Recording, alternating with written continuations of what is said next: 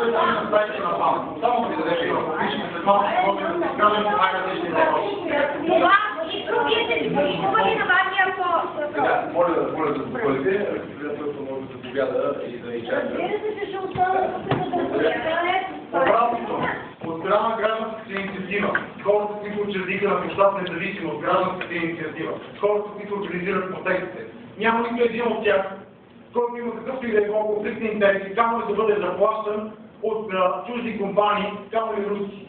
И това може да се провери.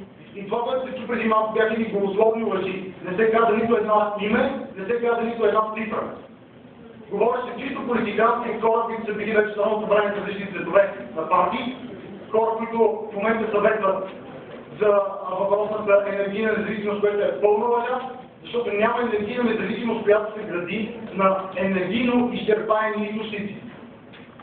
Няма енергийна независимост, която може да доведе до резултат на оставяне на българската вода с най-голямото и количество, която се намира там, в Малва Манша. Всичко това са едни долни лъжи, изказани от хора, които явно искат да направят България зависима от други. Истината за диверсификацията е много лесна и много ясно се разбира.